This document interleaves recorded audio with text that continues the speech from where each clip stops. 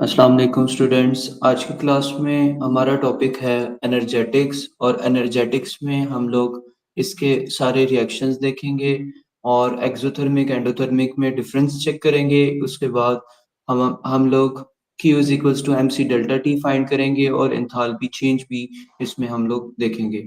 और हम लोग ये भी देखेंगे कि कौन से ऐसे प्रोसेसेस हैं जो कि एक्सोथर्मिक होते हैं और कौन से ऐसे प्रोसेसेस हैं जो कि एंडोथर्मिक प्रोसेसेस होते हैं। ओके जी, टॉपिक है एनर्जेटिक्स।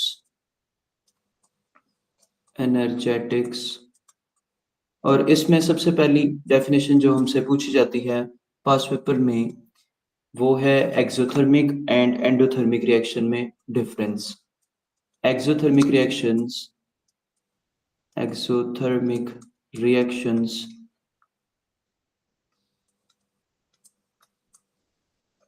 एक्सोथर्मिक रिएक्शंस क्या होते हैं? ऐसे reactions in which heat is release in which heat is released to surrounding।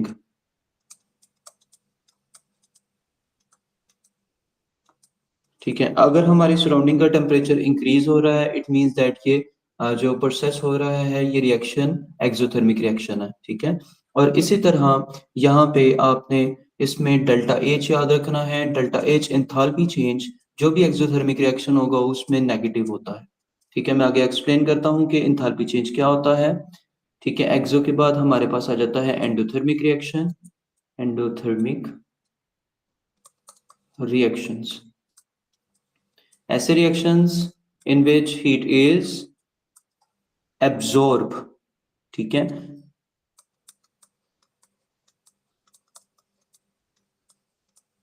Heat is absorb और यहाँ पे एंथैल्पी चेंज जो हमारा डेल्टा एच है ये पॉजिटिव होगा। ठीक है, और यहीं पे मैं आपको एंथैल्पी चेंज की भी डेफिनेशन लिखवा देता हूँ। एंथैल्पी चेंज क्या होता है? एंथैल्पी चेंज एंथैल्पी चेंज होता है change in heat energy. Change in heat energy change in heat energy. ठीक है, और इसको हम लोग डेल्टा एच से रिप्रेजेंट करते हैं। डेल्टा एच, डेल्टा का मतलब होता है चेंज। ये जो ट्राइंगल बनी हुई है डेल्टा है और एच जो लिखा हुआ है ये हीट एनर्जी है। तो हीट एनर्जी के अंदर जो चेंज होगा वो हमारे पास क्या होगा? वो एंथैल्पी चेंज होगा। अब आगे इनके ग्राफ्स आ जाते हैं। ग्राफ्स हमारे पास दो हैं और याद रखिएगा एक्सो आए चाहे एंडोग्राफ आए तो आपने सेम ग्राफ बनाने हैं। चाहे आपसे कुछ पूछा है उसने, मतलब समटाइम्स वो डेल्टा एच लिख देता है कि डेल्टा एच के साथ आप रिप्रेजेंट करें ग्राफ्स को। ठीक है, और बच्चे उसको देखते नहीं हैं और डायरेक्टली इस ग्राफ को ड्रॉ करने की कोशिश करते हैं और वो डेल्टा एच जो है वो मेंशन नहीं करते जिसकी वजह से मार्क्स डिडक्ट हो जाते हैं। तो प्लीज आप सबसे रिक्वेस्ट है कि आप सभी ने ये जो ग्राफ है वो इसी तरह बनाने हैं जिस तरह मैं बना रहा हूँ। ये हमारा y एक्सिस, ये हमारा x एक्सिस, यहाँ पर भी same y axis x axis. ठीक है, अच्छा अब यहां पर हमेशा एनर्जी लेवल होता है, एनर्जी लेवल। ठीक है, और नीचे y एक्सिस में progress of reaction, progress of reaction. ठीक है, इसमें भी सेम एनर्जी लेवल। इसको मैं एनर्जी लेवल शॉर्टकट में लिखता हूं progress of reaction, progress of reaction. ठीक है, अच्छा अब इन दोनों में की डिफरेंस क्या है? एक्सोथर्मिक रिएक्शन में रिएक्टेंट्स की एनर्जी बहुत हाई होती है। रिएक्टेंट्स की एनर्जी क्या होती है? हाई होती है। और क्योंकि इन्होंने बहुत अच्छा नाश्ता किया होता है इसलिए इनकी रिएक्टेंट्स की एनर्जी बहुत हाई होती है। और इसी तरह जो है इनको थोड़ी सी एनर्जी चाहिए होती है। ठीक है, जिसको हम लोग एक्टिवेशन एनर्जी कहते हैं, वो रिक्वायर होती है। और जो हमारी प्रोडक्ट फॉर्म होगी वो क्या होगी? उसकी एनर्जी कम होगी। तो बस एक चीज आप याद रख लें, रिएक्टेंट्स की एनर्जी ज्यादा होती है तो वो जो है एनर्जी लेवल ग्राफ में ऊपर आए। ठीक है, अच्छा, इसी तरह जो एंडोथर्मिक होता है, एंडोथर्मिक में रिएक्टेंट्स की एनर्जी बहुत कम होती है। मतलब सारा दिन काम करने के बाद जो है एनर्जी लेवल बिल्कुल डिक्रीज़ हुआ होता है, ठीक है? तो उसके बाद हमारे पास जो ये ग्राफ बनेगा, वो इस तरह का ग्राफ बनेगा हमारे पास। रिएक्टेंट्स की एनर्जी कम है और प्रोडक्ट्स की एनर्जी इधर ज़्यादा होगी।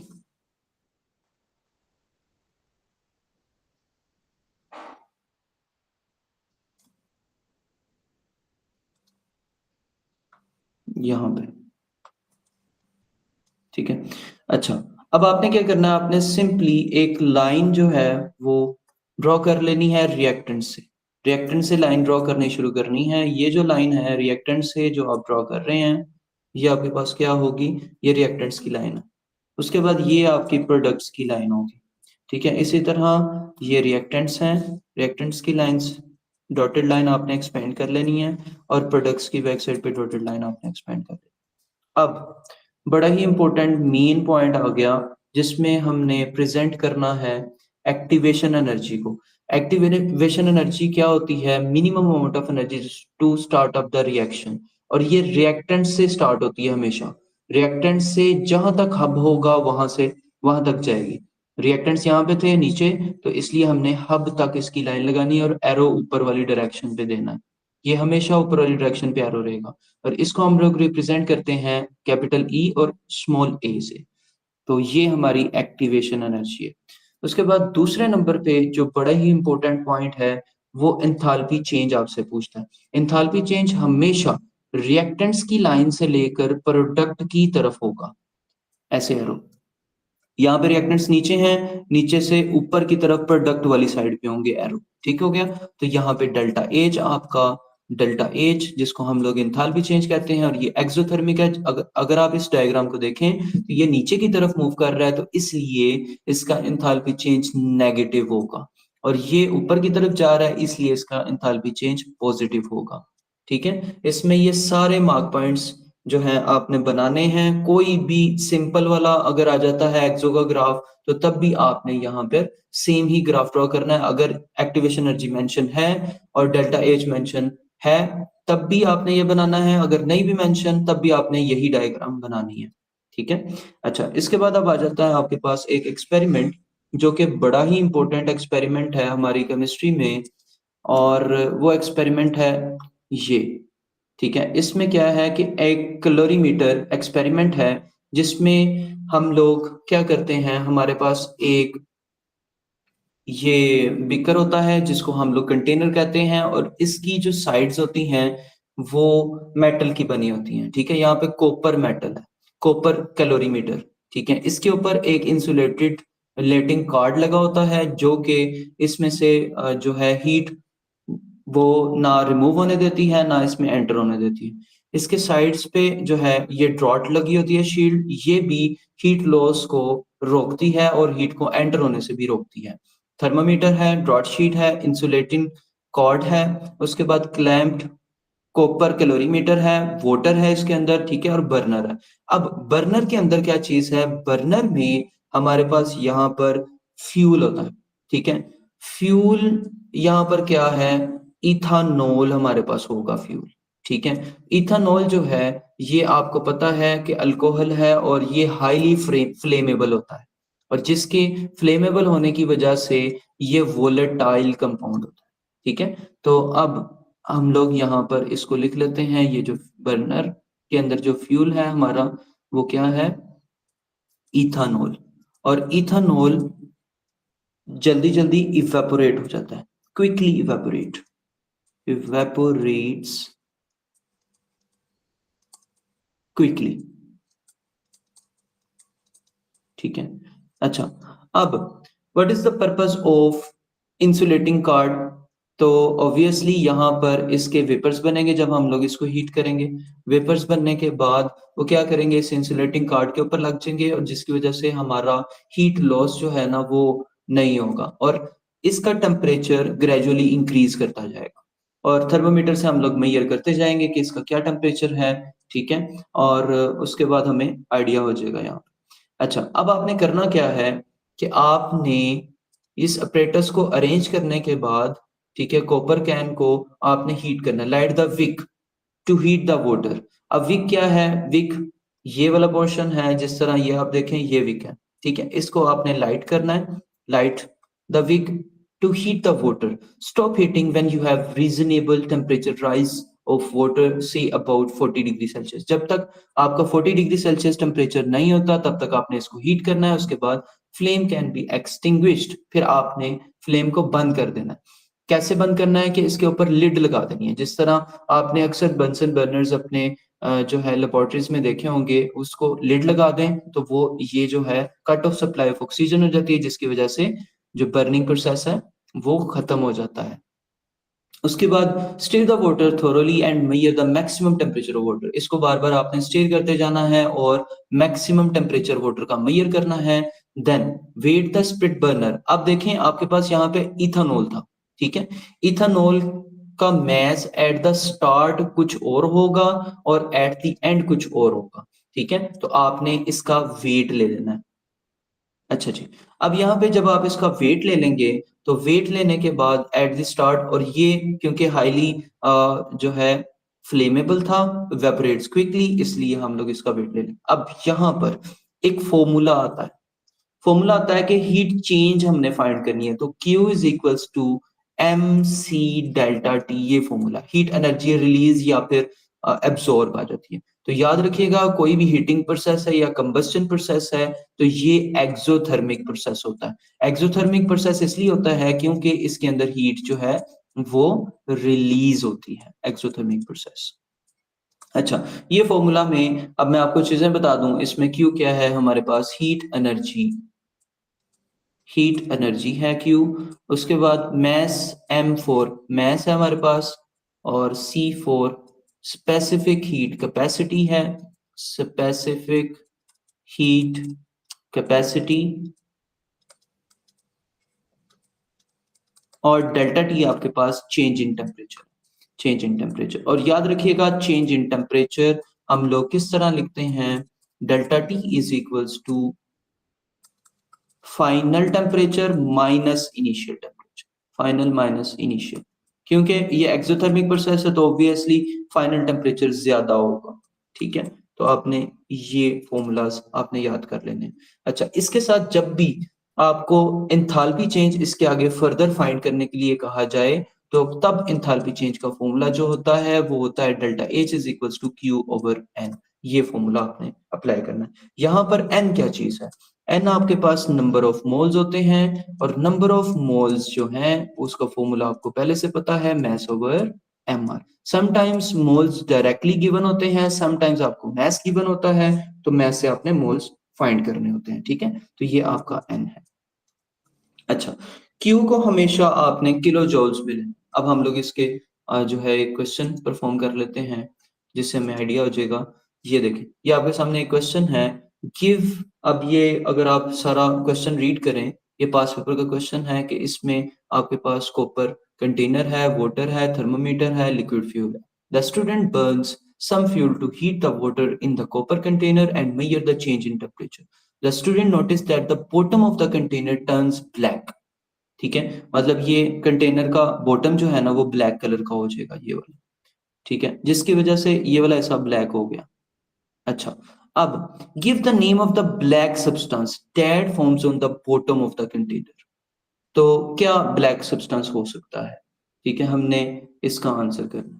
अब वो सब्सटेंस ऑब्वियसली जब हम लोग कार्बन को हीट करते हैं, कार्बन है ना आपके पास, तो कार्बन को हीट करने से कार्बन सूट बनता है, और कार्बन जो है ना वो ब्लैकिश मटेरियल फॉर्म करता है।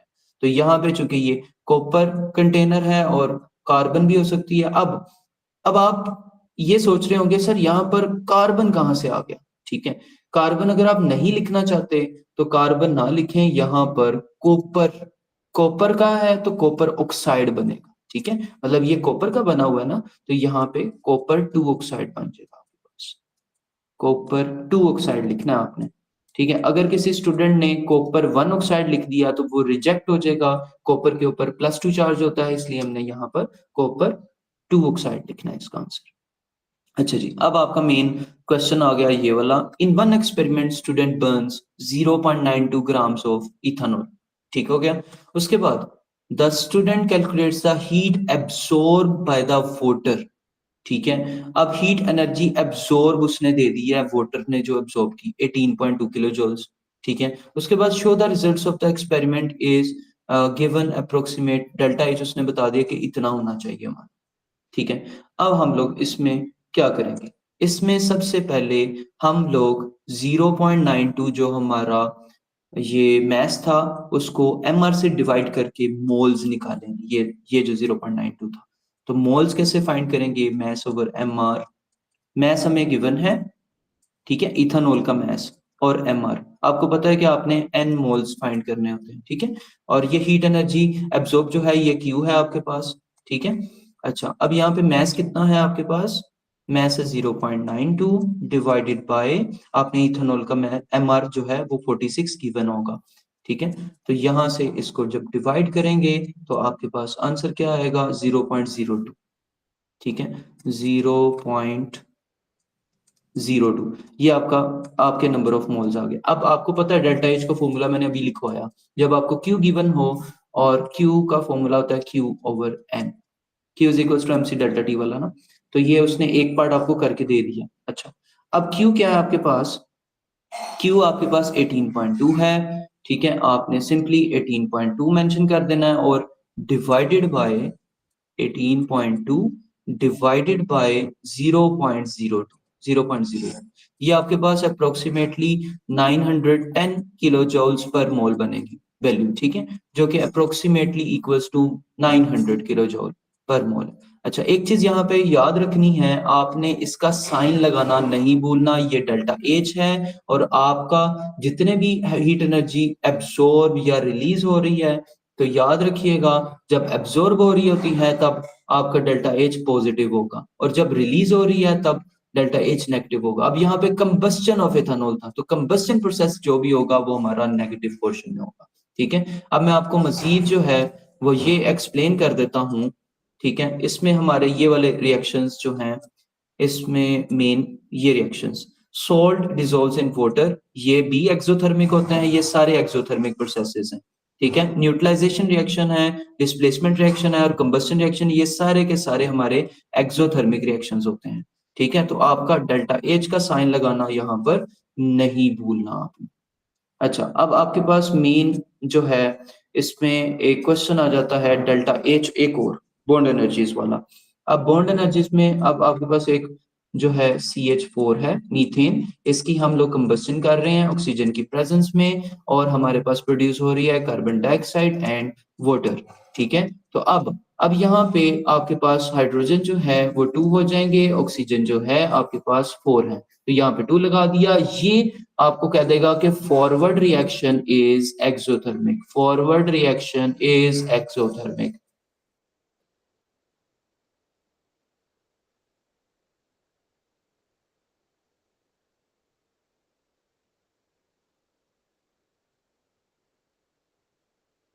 अच्छा, अब फॉरवर्ड रिएक्शन है एक्सोथर्मिक, तो इसका मतलब हमें ये बता दिया कि आपका ये वाला जो पोर्शन है ये एक्सोथर्मिक है और इसका ऑब्वियसली ये वाला पोर्शन जो होगा वो फिर एंडोथर्मिक होगा।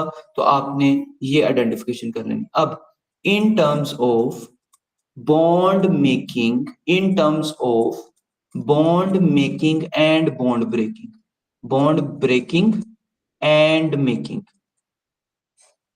And bond making.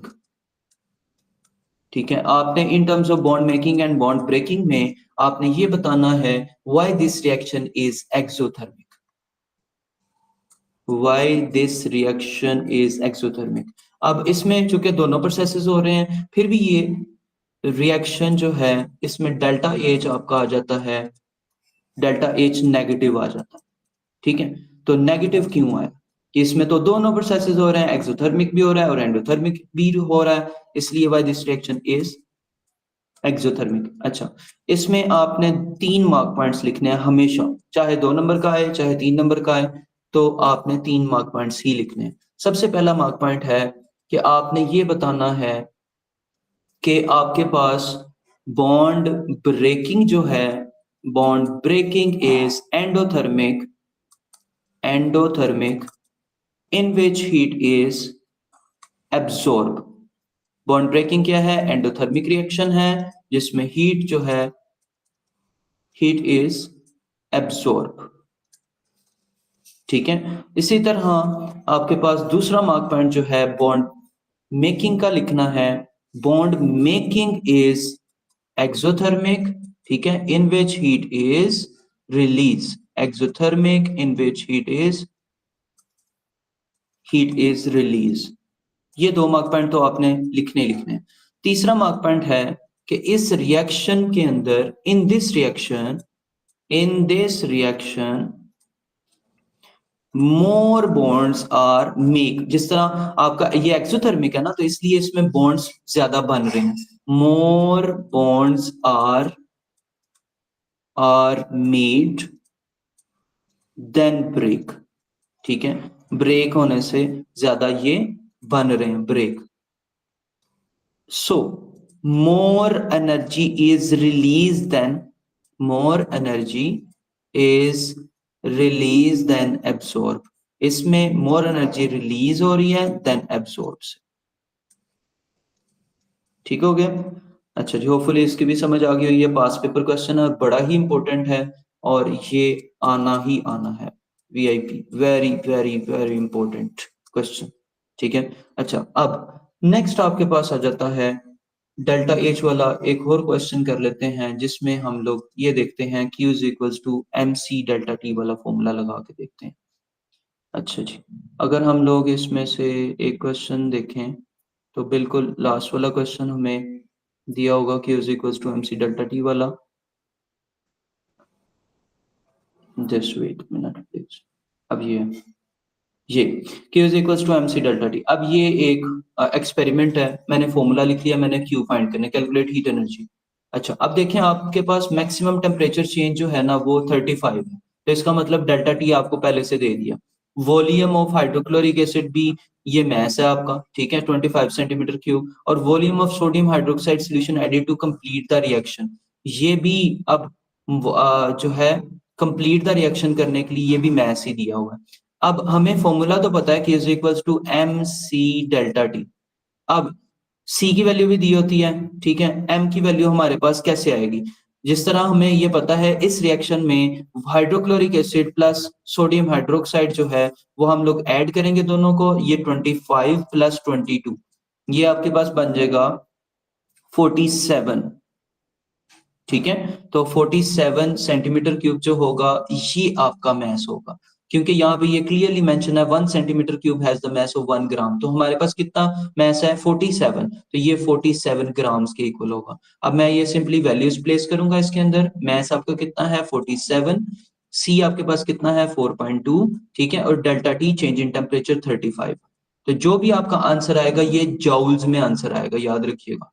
और जॉउल्स में आंसर आने के बाद आपने इसको कन्वर्ट करना है किलो जॉल में, और किलो जॉल में जब हम लोग कन्वर्ट करते हैं जो भी आंसर आए उसको आपने कन्वर्ट कर देना है किलो जॉल्स में। ठीक है, तो इसका आंसर जो है वो आप निकाल लीजिएगा, और जो भी आंसर आएगा, फॉर एग्जांपल 517 आंसर आता है और आप इसको डिवाइड करेंगे 1000 के साथ, तो ये किलो जॉल्स के अंदर कन्वर्ट हो जाएगा। होपफुली इसकी भी समझ लगी होगी। अब आपका सिर्फ एक जो है एंथैल्पी चेंज वाला क्वेश्चन रह गया। एंथैल्पी चेंज जब आपको bond energies given. Enthalpy change कैसे फाइंड करते हैं? जब when bond energies are given, when bond energies are given.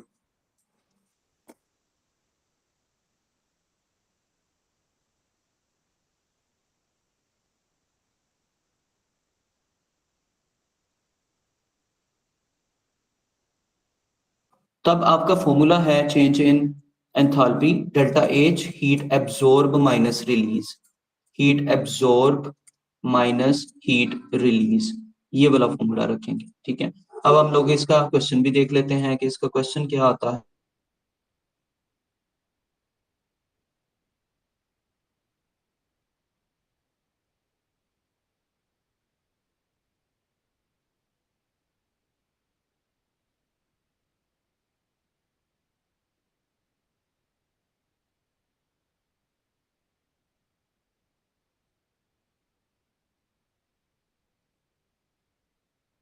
अच्छा, ये क्वेश्चन आया हुआ है आपका हाबर्स प्रोसेस वाला। यहाँ पर याद रखिएगा, आपके पास हमेशा रिएक्टेंट्स वाली साइड जो होती है वो हीट एब्जॉर्ब करती है, ठीक है, हीट एब्जॉर्ब। और जो प्रोडक्ट्स वाली साइड होती है वो हीट रिलीज करती है। मतलब बॉन्ड मेकिंग जो है वो कहाँ होगी? बॉन्ड मेकिंग हमेशा प्रोडक्ट साइड पे होगी। अब देखें, आपके पास जब हीट एब्जॉर्ब आपने फाइंड करनी है, तब आपने ये देखना है कि आपके पास नाइट्रोजन नाइट्रोजन के कितने बॉन्ड्स हैं। अब यहाँ पर देखें तो सिर्फ एक बॉन्ड है, तो ये 944 आपने इसकी बॉन्ड एनर्जी लिख लेनी है। प्लस ये वाला जो है ये 3 लिखना है आपने, और हाइड्रोजन हाइड्रोजन की बॉन्ड एनर्जी देख लेनी है, ये आपके पास 436 है। तो 436, इन सबको आप प्लस और मल्टीप्लाई करेंगे तो आपके पास हीट एब्जॉर्ब आ जाएगी। इसी तरह हीट रिलीज आपने कैसे फाइंड करनी है? हीट रिलीज आपने फाइंड करनी है इस तरह। यहाँ पे ये आपके पास 2 है, आपने 2 लिख दिया, और NH कितने हैं आपके पास? 1 2 और ये 3 है आपके पास NH। तो इसमें NH की बॉन्ड एनर्जी कितनी है? 391। इन दोनों को मल्टीप्लाई कर लिया, फॉर एग्जांपल ये आ जाता है आपके पास 700, ठीक है, और ये आपके पास आ जाता है 1200। तो अब आप जब डेल्टा H निकालेंगे, डेल्टा H आपका क्या होता है? Heat absorb minus release. ये हमेशा यही फॉर्मूला रहना है, तो आपने याद रखना है। और ये हीट एब्जॉर्ब हमेशा रिएक्टेंट्स वाली साइड पे ही होनी है, तो आपने यहाँ पर एब्जॉर्ब की जगह पे 1200 लिख देना है माइनस 700। तो जो भी आपका आंसर आएगा उसमें आपने पॉजिटिव साइन लगाना और नेगेटिव साइन लगाना नहीं बोलना, क्योंकि हम लोग इसमें क्या फाइंड कर रहे हैं? डेल्टा एच, ठीक है।